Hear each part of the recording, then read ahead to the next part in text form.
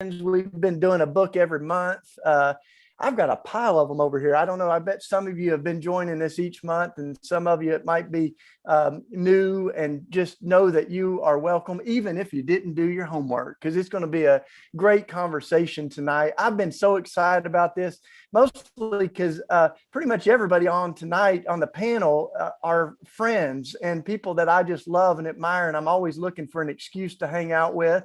So I'm going to introduce them in just a second, but just in case you're tuning in because you saw us go live or something, this is the book we're talking about tonight, How to Heal Our Divides.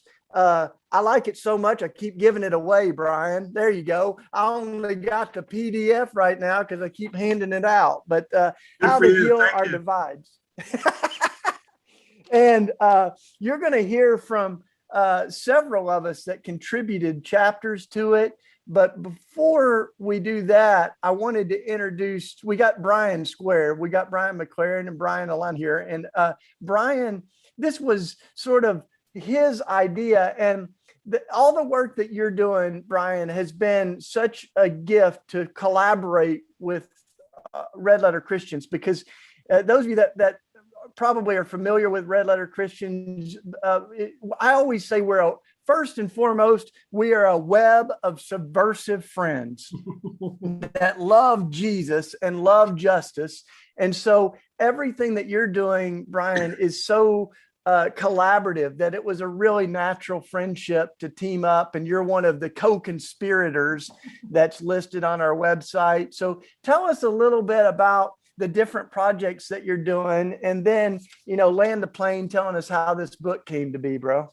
Well, thank you so much, Shane. I really appreciate you doing this. I really appreciate all the collaboration that we have been able to do together. We're very much in alignment, in our beliefs and in our mission and our, hopes for the world. And most importantly, I want to thank, all the folks that contributed to this book, especially the ones that are on tonight with us: Brian McLaren, Diana Butler-Bass, Michael W. Waters, and Tiffany Chan, and of course, Shane. But also all the other folks who made this happen. So the way that the whole thing came about, there's kind of three different things that happened last year. One was that, we had a big election, right? And I've never seen our country so polarized. So I felt like, I really wanted to do something after the election that addressed that issue. Second thing was that during the pandemic, of course, I was doing a lot more reading and reading about all these different kinds of divides that we were having, and a lot of good books written about how it became an issue, what the history behind it was, encouraging you to look inside yourself, to examine your own biases, all really good things, but kind of a lack of, okay, what do we do about it? So I felt this need to contribute something in that direction. Third thing was, again, because of the pandemic, I was doing all these video interviews with people. We did a series called Reading Hope in Trying Times. We did another one called Faith, Hope, and Love during the election. And so I felt like, okay, well, after the election, let's do an interview series about healing divides and focus on some of the organizations that are actually doing practical, effective things to address different kinds of divides. So first it was going to be an interview series. The more I thought about it, it was like, okay, well, why don't I ask these people that I'm going to interview to actually write a chapter in a book and create a book?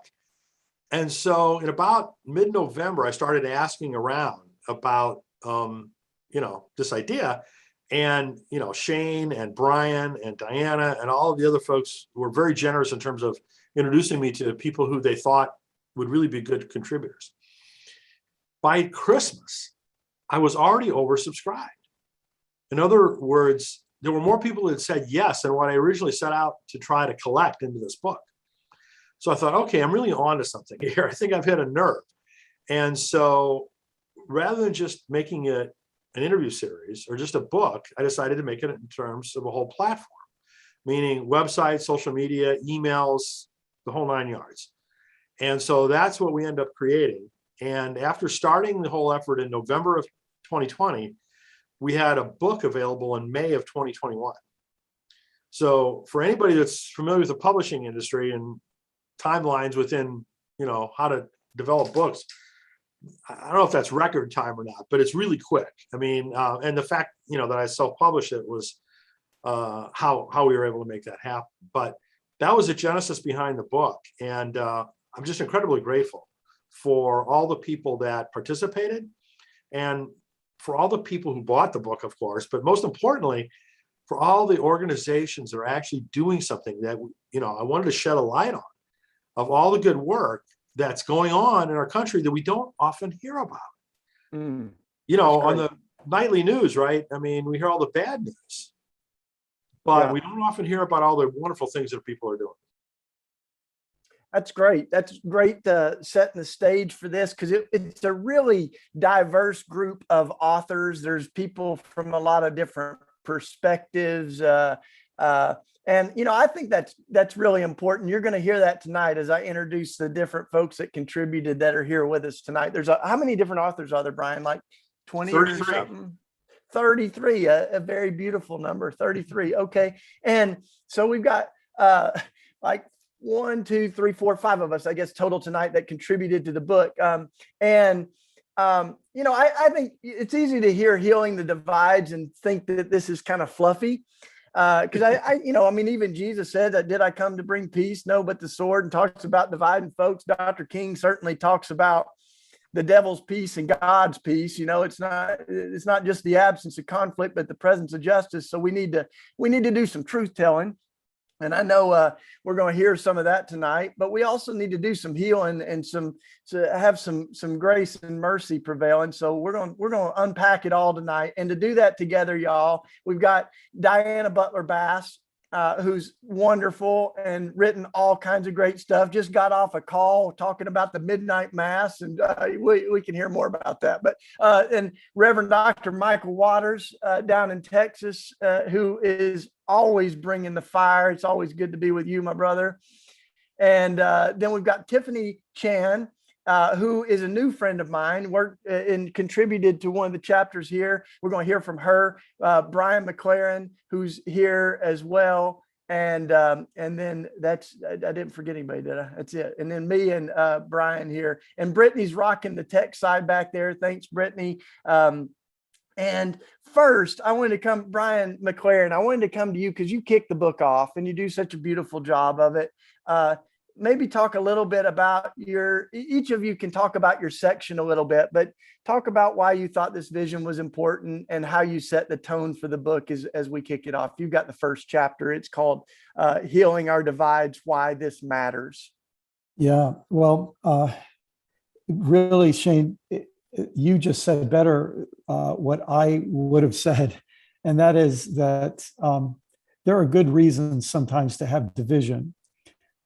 When one part of the country wants to enslave another part of the country, I don't want to just be sitting around saying, oh, let's not be divided. I want to be standing with the people who oppose enslavement. And when one part of the country wants to pump out all the fossil fuels we can, careless about the health of the planet, I want to be on the other side. I'm happy to be part of a division because people have to make their choice. And so there is a kind of peace that comes from justice and a kind of peace that doesn't, and that actually protects injustice. And but one of our great struggles right now is that we're also called to love our neighbors, and our neighbors are often people who have been beguiled and misled and sold conspiracy theories. And we have to have people who are learning how to reach across to people and who can try to communicate with them and try to help win them over. I think about you mentioned Dr. King, Shane, and Dr. King said, the only real way to get rid of an enemy is to turn him into a friend. And he said, you can hit us with all the hate that you've got, but we'll keep responding with love. And that's the kind of healing that I think we really need. And that's the kind of healing that the people that Brian Allain recruited for this book are all involved with. I'll just tell you one quick story.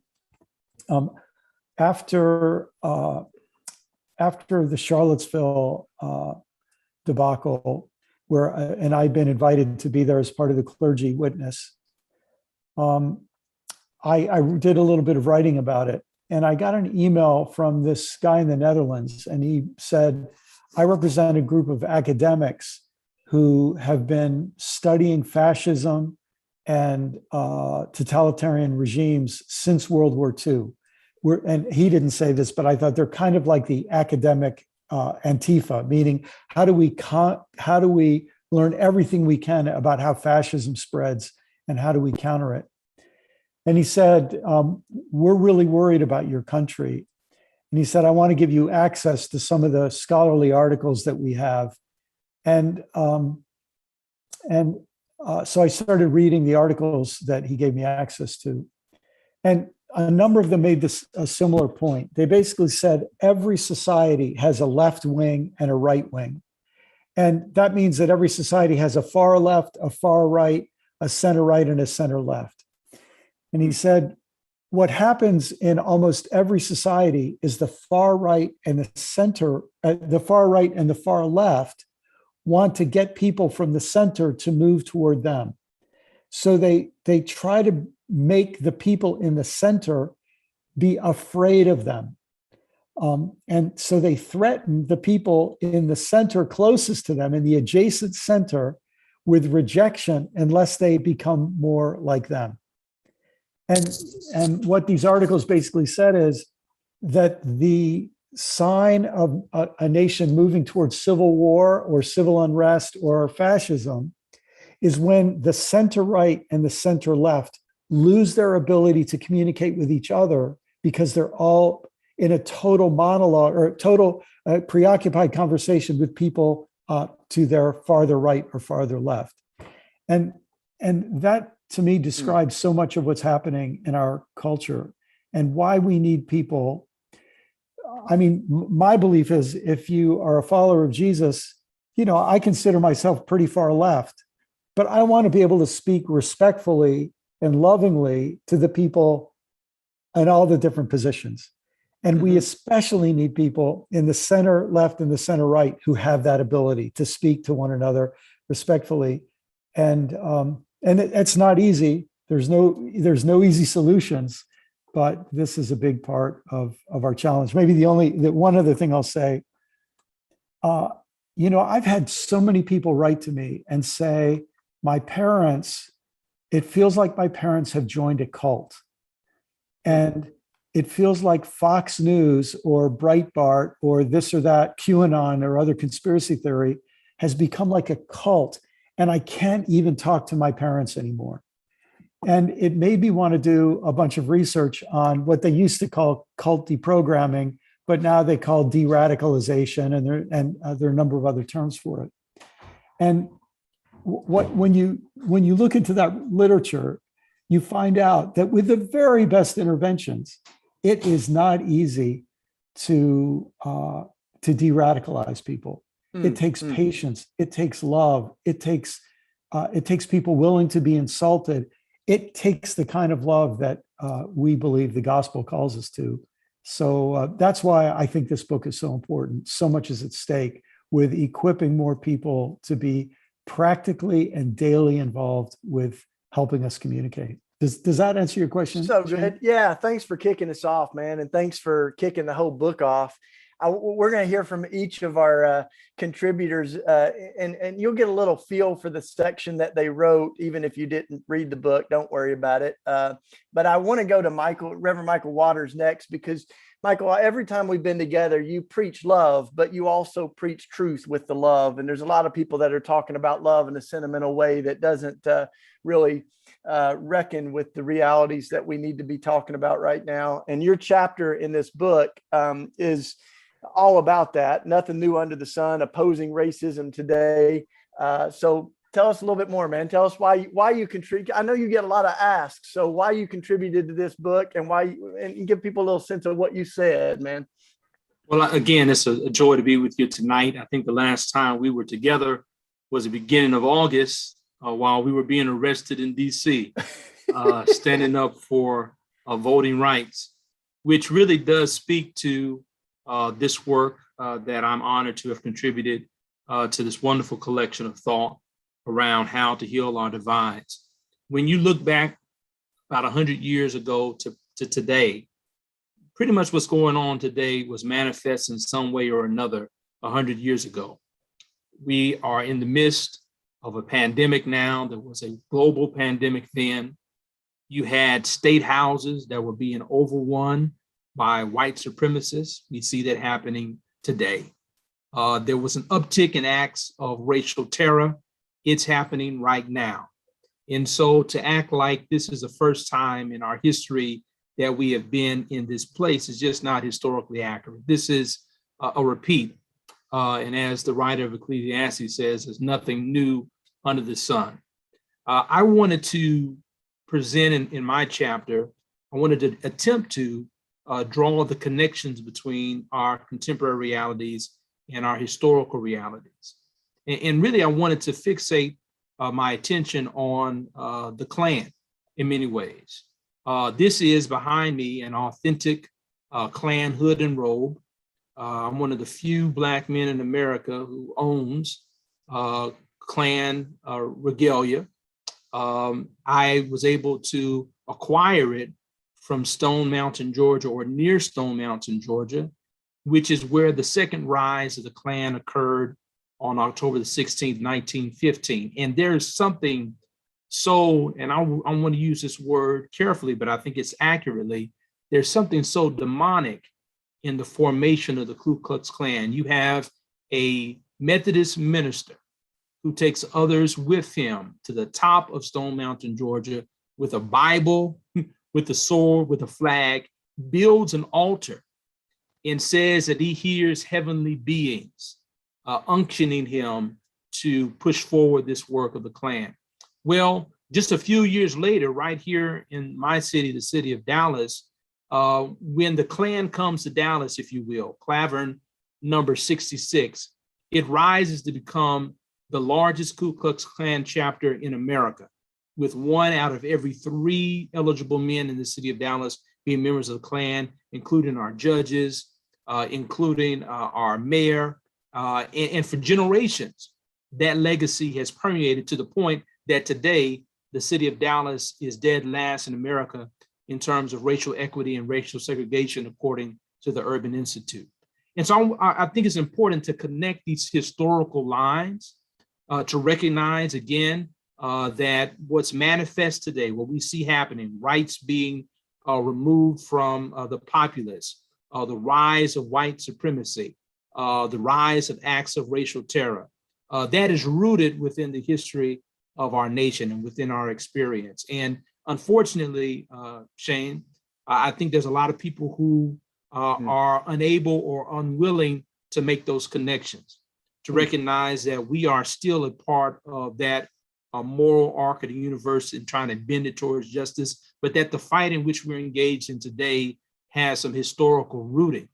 And as it is true, which I also attempted to share in the chapter, while it is also true that many of the things we're facing today are not new, what is also true is that many of the levels of courage and the activism that has been necessary to bend that arc are not new. Like, we come from a great legacy, spiritual legacy.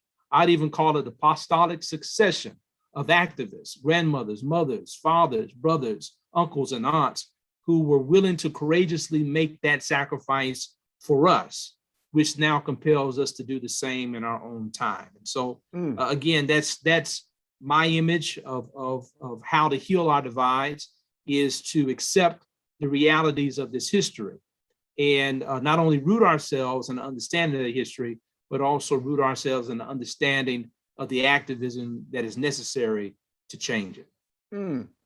Thank you, man. Thank you. And you know, as I was looking at that eerie backdrop of the robe there, I was reminded that, you know, in my home state of Tennessee, until this summer, we had a statue of Nathan Bedford Forrest, right? If one of the core, founders and leaders of the KKK, a bust statue in the Capitol. And that's just you think, how hard is it to get rid of a statue of the KKK founder and all the other injustice that's happening down in Tennessee that's just a symbol of. But thank you, man, for your your word. It's good to have that last memory of the good trouble too, going to jail in DC together. That's why John Lewis said we can smile on our mug shots because we know we're on the right side of history. So it's good to be together. I want to go to you, Diana Butler Bass, because Diana, your perspective, I think, goes well with Michael's, and that's why this is all such a beautiful harmony of voices, right? But as I was reading your section, I thought of Chesterton's words when he's asked, "What's the biggest problem in the world?" and he said, "I am." and your section is why heal our divides. We need to heal ourselves, and you really kind of start with going, we need to do some internal work before we can heal the world, right? So give us a little bit more of the essence and tell people, the fire in your bones that you wrote in the book. Well, I actually loved writing this, and it was when people sort of assign something to you as a writer, you're walking into a question that you might not have asked yourself, and yet you're willing to sit there and be with the question and see what arises from your heart. And I do think that some of my stuff really fit with Michael's, but from such a different perspective, because I talk about history at the beginning of my essay, and I open up this, kind of painful question. And that is, historians and evolutionary sociologists and psychologists have all shown in recent years that societies that value cooperation and societies where people learn to cooperate are the most successful societies. But at the very same time, the leaders we tend to remember politically through this sort of big arc of history are either people that Michael was like pointing out, activists and Dr. King, et cetera, or they're people that I quote in my essay, like Julius Caesar and Machiavelli. And, Caesar's whole idea, divide and conquer, becomes really an important sort of underpinning of what emerges as Western civilization. And then, of course, Machiavelli and the Prince. And so in the article, I talk about how fear, anger, and division do motivate politics in much of Western culture, and go on. And this is one of the claims in the essay. Division is one of the most persistent political strategies in the Western world. You might say that it is our practice, one of the most deeply ingrained of our political habits. It certainly isn't new. And so at that moment, one of the things that I was sort of called to think about is, well, if we have a habit of division that has passed through our culture and through this history that we tell, and these political leaders that are so valorized in so many places, is it possible to create different habits? And so I actually wanted to read a couple of paragraphs because this was important to me to come to the realization, these 3 paragraphs. In 1892, William James wrote, "All our life, so far as it has definite form, is but a mass of habits. A large body of research since then has confirmed how our lives are composed of routinized practices, the habits we develop over years. One recent study found that 40% of participants' daily actions did not come from intentional choice, but they are things that they did from habit. America is a culture that aspires to unity, e pluribus unum, but has habituated division. Blame it on Caesar, Machiavelli, whomever. Truth is, we have a national habit of finger pointing, blaming others, assigning people to categories, and pressing advantage for our own side. We've a divided national soul, and the line of division runs right through each of our own hearts. Even when we want to get beyond division and invective, many, including me, secretly think, but I don't want to be with those people. They are beyond the pale. You can't make peace with them.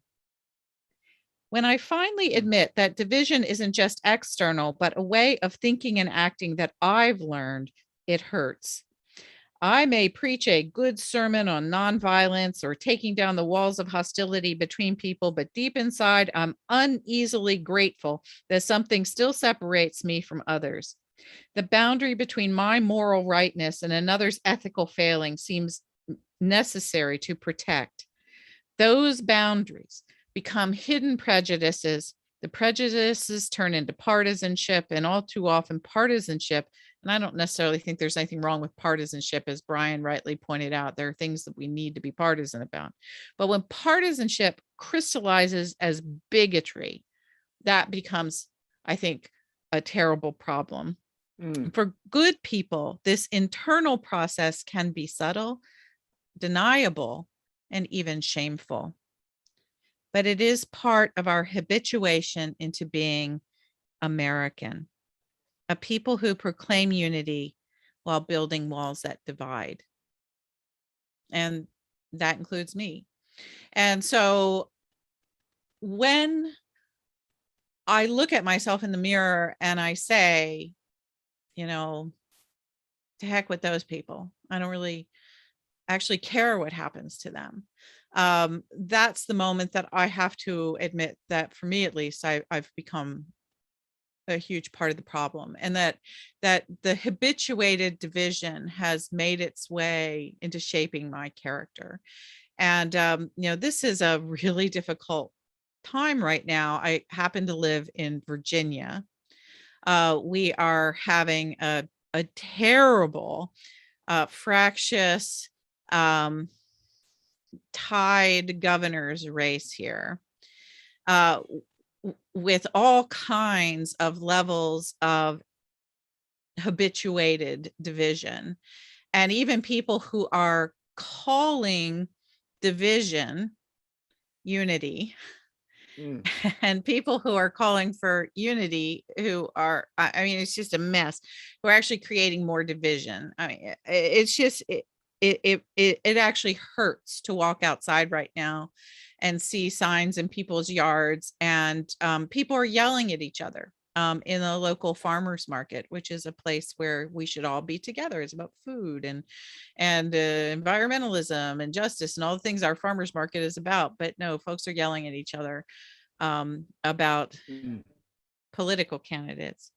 So that's really painful. But I ended the essay with a reminder that something that I've learned in the last couple years is that New Testament scholar Stephen Patterson has done a huge amount of work on something he refers to as the forgotten creed. And I think that he has rather convincingly proven that the very first creed that Christians said during their baptism in the very first decades after Jesus was raised was not Jesus is Lord, what we typically think of as the first creed, but instead it was in Christ, there is no longer Jew nor Greek, slave nor free, male and female, for you are all one in the Spirit.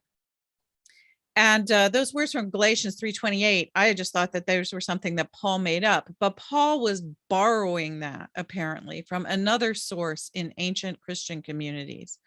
And the first creed, Patterson argues, was a creed of human solidarity in a divided world. And so when my heart is broken, when I think of the habituation of my life into division, I remember that 2,000 years ago, the very first Christians said these words, and what they tried to do was habituate themselves into the unity of God, God's belovedness, and talk themselves into, in a world that was as divided, as fractured, controlled by Caesar's politics as ours ever can imagine to be, a creed that took them a different direction toward genuine unity as a countercultural movement over and against Caesar's politics of divide and conquer.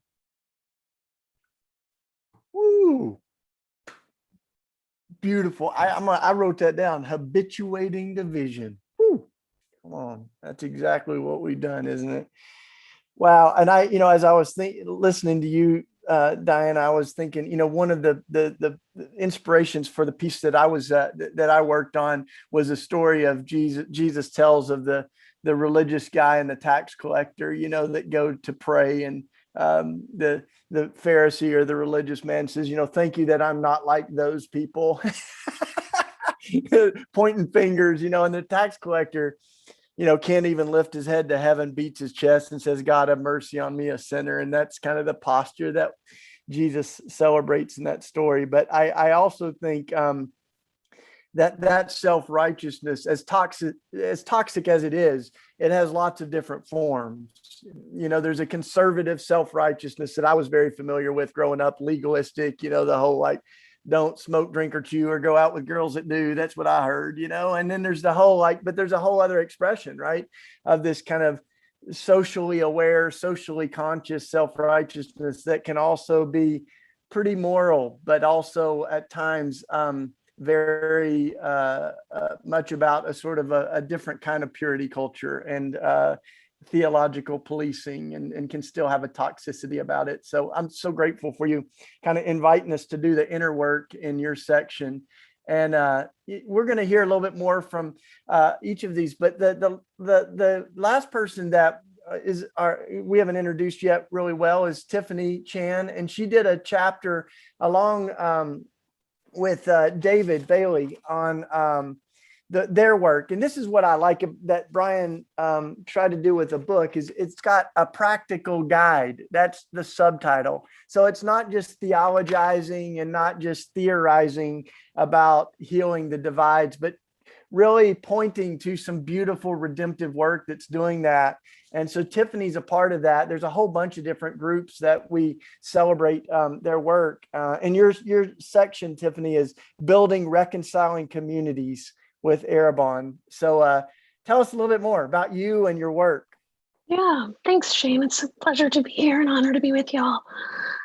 Diana, I really appreciate what you were sharing, because that is core to one of Arabon's main principles, is that reconciliation is really spiritual formation. We work in helping Christian communities, organizations, churches, schools, institutions, to pursue healing and reconciliation in a racially divided world. And the first thing we go to is reconciliation is spiritual formation. We are formed in so many ways, and we have to be formed in the work of reconciliation. Some people confuse reconciliation with diversity. They think, oh, if we aim for diversity, that's gonna really get us something. But really what diversity brings is conflict. And learning how to work through the conflict by being a reconciler, being a peacemaker, is how we work to heal divides. We do it at Arabon in three ways. First, I should say we're in Richmond, Virginia. My colleague David, who founded our organization, was born and raised Black man in Richmond. I was born and raised a Chinese American woman in Richmond. We've had vastly different experiences, but also very much the same. And to work together on this project, and together daily, it's amazing to see the various ways that our worlds are divided and the ways that God has designed us to be bridge builders in that, with our stories, where he's placed us, what happens in our city on a regular basis, where we live. David lives on the East End, I live in the West End, but we're, on Zoom every day. So Arabon does our work in three ways. We work to help organizations with organizational change. So a church leader or a school leader who has this vision for moving forward in reconciliation, in having conversations about things like race and class and culture. A lot of times their organization may not be caught up with them. And that's a divide that needs some help. So we step in, offer trainings and practical steps for how to move your organization through a 4-step process, and to gather everybody, starting with spiritual formation. We offer biblical and historical context, is another key point, where we get people to dive into scripture and to study what the Bible says about race, class, and the kingdom of God, what the Bible says about people, place, and what justice is. It's a scriptural study. We believe, we work with Christian organizations, so we stand on that scriptural base to say, let's dig in, see what God has to say. And in that way, help to move people forward. And we also know that this doesn't happen without our hearts being changed. And the quickest way to our hearts is through both culture and worship. So David is a musician by trade. We actually met at VCU Music, the college where he attended and studied, and where I was working. And so as musicians and as artists, wanting to really help organizations dig into the culture and worship aspect in their organizations, to really push, to really spur that forward, to give the Holy Spirit a little something to work with as the Spirit changes our hearts. So that's a little bit about the work that Arabon does. I'm their communications director. We're really hoping we're going to launch a new website in a couple of days, weeks. How these things go. But I do hope you'll follow our work, and if we can be of service to anyone that's on the call tonight, we'd love to be in touch. Perfect, thanks. And you should put your website to be, or the one that's getting revamped in our the chat there, so we can see it. Thanks. By the way, thanks for each of the folks that have carved out time, in a really busy, we all have plenty of Zoom calls, but it's really wonderful to see the faces and see you all that are joining us. We've got a bunch of you on Zoom from all over the place. I saw Hong Kong and Rhode Island. I mean, if you can go from Rhode Island to Hong Kong, I think we're pretty much covering our ground here. East Tennessee, and got some students joining us from Lee University and whatnot. So thanks for coming from wherever you are. We can see your comments in the chat. Those of you on Facebook or YouTube or watching the video, you can put comments in the chat, and we have folks looking at those, and we'll try to see if we've got some questions. But first, I want to come back, Brian, to you, Brian Allain. Like to see if you have. We've heard from 4 or 5 of us, but there's some other great contributors. You obviously can't comment on all 33 of them, but are there a few other things that jump out that, as you are reading this, common threads or things that you feel would be worth shining some light on? Well, that's like asking, who's your favorite child, right? I mean, I can't answer that question really legitimately. But yeah, I mean, there are many different chapters in the book and many different organizations in the book that I'm very respectful of and excited about. What I was trying to do with this is offer folks kind of a smorgasbord to choose from, just to give lots of different examples of different types of organizations, different types of divides. So some of them are, dealing with racial issues. Some of them are dealing with religious divides or political, or there's one on immigration. There's one on ability levels, one on Native Americans. So, the bad news is that we've got a plethora of different kinds of serious issues, right, that need to be dealt with. And so by no means was I comprehensive. There's plenty of things I probably should have included or wish I would have included. Hopefully I'll get to them in my second book. I am in the early stages of working on a second How to Heal Our Collaborative Divides book like this, right? Yeah. Very, very similar model in that, I'm going to collect a variety of contributions from different people Sweet. dealing with, a variety of different issues. We'll put all that in the chat too, so we can let folks know about it. And you can get the book, How to Heal Our Divides. You can get it pretty much anywhere. But you can also, we've got a website that you can go to and see all the other contributors, little glimpses and sections. And we've got just a few minutes left. We're going to have a little after party with everybody on Zoom. And those of you that are on Facebook, you can go directly to the Zoom link, and then you get to hang out a little bit and say hi afterwards. But before we do that, there's just a couple of things I wanted to see if any of the panelists, it can feel like we are not getting closer to unity, right? Like, whoo, gosh. I mean, every day it feels like the record number of gun sales, the people that are ignoring, I put a post up that said some of us are old enough to remember January 6th, but like the amnesia that folks have trying to defend things that happened only 6 or 8 months ago that we all saw in the news, like just is really troubling. But we try to be hopeful here. So I wanted to see if there's little cracks that you're seeing to the panelists, any places that you're that might even offer a promise for more truth telling and like the healthy unity, that comes from really reckoning with the truth. Anybody want to speak into that? Michael or Brian or anybody, like just share where you're seeing some cracks in the walls that need to be broken, but also where we can build a bridge. Sure. Well, yeah. My favorite, or one of my favorite of Dr. King's quotes comes from his first book from 1958, Stride Toward Freedom, the Montgomery Story. And in that book, Dr. King said that true peace is not the absence of tension, it's the presence of justice. Maybe it's just my formation, but when I see the tension, when I see people leaning into the tension, when I see people challenging the status quo, that in fact serves to me as a sign that healing can begin. I'm actually encouraged by activists and by the courageous efforts of those who are willing to put their bodies on the line. I know that protest, raised voices for some, appears to be divisive, but in fact, my formation tells me that it can absolutely be healing and necessary to bring about the healing that we all, or that many of us, aspire to.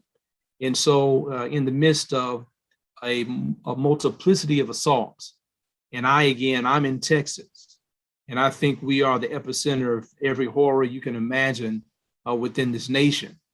I'm encouraged by so many of my neighbors, so many of my friends, so many of my colleagues who continue to show up, continue to press back, who continue to fight. That is encouraging, and that is worth celebrating.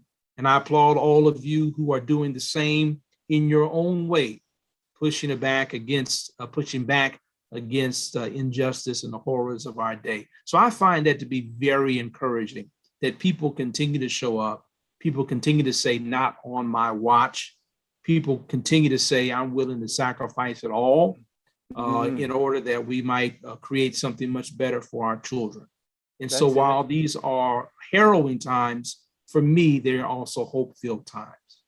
Yes, my brother. I think how Dr. King talked about racism as a festering wound, right? That if it goes untreated, it's not going to go away. It's just going to keep getting worse. But, I think it can be a little painful to dig in and do the needed work to try to heal a wound that's been festering for a little while. So I hear you, man. I hear you. Diana, did you want to add something? You unmuted there, or Brian, anyone else want to add where you're seeing some hope? Yeah, I love what Michael says, and part of his comments make me think about the real beauty of what we call the body of Christ. And my particular vocation is mostly that of a writer and a teacher, and so I spend a tremendous amount of time at my desk with these books, talking to people and putting words in the world. And in a very real sense, words from the place where I'm called vocationally are like my body, and so I'm putting out these words, and there's this really strange, painful place of being with words. Is I ask myself, are my words part of my habit of division, or are my words rehabituating us toward that kind of human solidarity that shows up in that first creed? So I hold myself to that account. And the temptation constantly is to put words that fuel anger and division, and to throw my words onto a pyre, in a sense, and make it worse. And to figure out how not to do that is a real place of spiritual complexity. But the optimistic thing is that I'd really love to encourage people to understand that as so many of us who are primarily writers have been experiencing, particularly in the last 4 years, there are a lot of us who once would have thought we were on different sides of issues, who through the last 4 years have discovered that we are actually really brothers and sisters who care about so many of the same things, who care about an empathetic society, who care about compassion, who are horrified by the violence that has been brought forth in our politics, who really do dream of a democratic world where people have real power, who are working for equality. And what's been interesting is that so many of us as writers have connected through social media. And I find myself all of a sudden in the incredibly strange position of being collegial friends and supportive of people who are mostly folks who are neoconservatives, who I once would have thought were like my worst enemies. And now I find them to be some of my really helpful, thoughtful, supportive writing friends who are taking what I say incredibly seriously. And I'm having better conversations with people who live on a different side of what used to be a political divide about really serious spiritual and theological matters than I ever dreamed possible. And I marvel at that nearly every day. So I just really like people to understand that there is something developing among parts of our culture that might be invisible to you, that are surprisingly healthy and surprisingly cohesive and hopeful. That's great. You know, as you were sharing that, Tiffany, I want to see if you've got any closing. Oh yeah, you put in the chat. Robert E. Lee came down. I saw that, and yeah, that is hopeful, and they're going to melt it down. We could make a lot of garden tools out of that Robert E. Lee statue. Yeah, I would start a garden with that. That's right. Did you have any other closing words, Tiffany? No, that's all I was going to share, is that sometimes it feels like these powers and principalities will never change. And when Robert E. Lee came down, that was a principality that had stood above our city for more than 100 years. And David, my friend and colleague, said, and was quoted in the New York Times as saying, it was a miracle that came down. And it does give us hope. I can drive my kids down that street and not have to explain well, we still talk about it because they know they've heard me rant 1,000 times. But we can go down that street and say, look what's changing, and what is the future that you're going to build. Thank you. That's a great word. I hope y'all feel the hope tonight, and even as we're trying to tell the truth too. And that statue came out of the Capitol in Tennessee. Thanks be to God. We still got the electric chair, and we're still executing people. Glory. We got work to do in Tennessee, but that statue of Nathan Bedford Forrest is gone, and people went to jail for that. You know, we went to jail, all the work that it took just to take a statue down. So that's not the presence of justice, Brother Michael, but we're getting there, right? We at least get that statue gone. Golly. But I'll tell you something else that's cool. As I was listening to you, Diane, I was thinking, is Russell Moore, who, you know, is in the Southern Baptist world, one of the leaders in the Southern Baptist Church, who I think has done, in many ways, tried to be a moral conscience in that place that, anyway, I won't go into too much details, but he just called, and he has started a show called Tell Me Where I'm Wrong. Isn't that something, right? So he asked me if I would come on the show and just interact with him. And we're specifically going to talk about the death penalty and restorative justice. But I thought that's the kind of posture that I think invites dialogue, right? Tell me where I'm wrong. That's the name of the show, right? And I think, like, let's celebrate that. Let's all have a posture going, hey, I feel strongly about this, but I also I've been wrong on other things. And I think of myself, right? If I had met me when I was 20 years old, when I was for the death penalty, when I had guns everywhere, all these things, like how much grace would I have had with myself? So let's try to have it with each other, y'all. And on that note, just real quick, we've got common prayer coming up at the first of the month. At the first of every month, we do common prayer. Jonathan Wilson Hartgrove and I help lead from our prayer book that we did. And this month, we try to have a guest each month. This month, we've got Kate Bowler, who wrote No Cure for Being Human. Her book is great, and it's going to be an interesting conversation. So that's November 1st. And on the first of every month, we do common prayer, usually at 9:00 in the morning. So it'll be there. We haven't selected the book club book next month. We'll be announcing that. And we've been having faith forums talking about these things that we need to talk about. So if you've missed those, they're all archived at Red Letter Christians. We've had faith forums on the death penalty, immigration, the crisis in the Holy Land, abortion. We had 2 town halls on abortion. We've talked about policing and racial justice. So please check out those conversations, which have the same tone that you heard tonight. I think that's enough for me. Thank you all for joining us. And we're going to go to Brian in just a second. By the way, we're trying to do all this for free. We're going to give a little gift to each of the authors and panelists that you heard tonight. They were just spectacular. I hope you enjoyed this night as much as I did. We're going to give them each a gift. So if you can give, if you can, it's fine. But if you have something you could give, even just a few dollars, you can go to redletterchristians.org and give whatever you can. And even if you don't have any money, just sign up so we can keep in touch with you.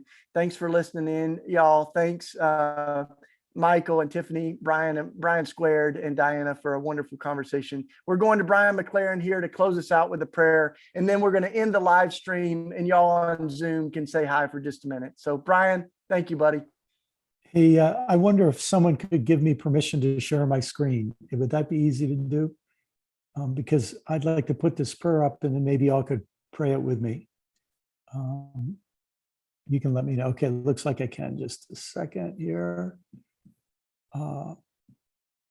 So, friends, this is a prayer from a Serbian Orthodox bishop who spoke out against the Nazis. And as soon as the Nazis invaded Serbia, he was arrested and taken to Dachau. And the story I was told by a woman who was part of his flock in Serbia is that when he was in prison, he knew that the only way the Nazis could have known that he had spoken out against them was one of his priests, because he only spoke out to the priests that he had oversight for. And so when he was in a prison cell, not knowing if he would live and die, he found himself unable to stop thinking about which priest it was who betrayed him. And out of that experience, he wrote this prayer. And this prayer has helped me so much in the midst of division and misunderstanding and tension. And if you would like to, you could, if you're in a place where this would be okay, I'd encourage you to join in with me on the parts of this that are in green. The prayer will take a couple of minutes, but I'll pray it slowly because I think you'll find it as life-giving and challenging as I have. And this is the refrain: bless my enemies, O Lord, even I bless them and do not curse them. Enemies have driven me into your embrace more than friends have. Friends have bound me to earth. Enemies have loosed me from earth and have demolished all my aspirations in the world. Enemies have made me a stranger, in worldly realms.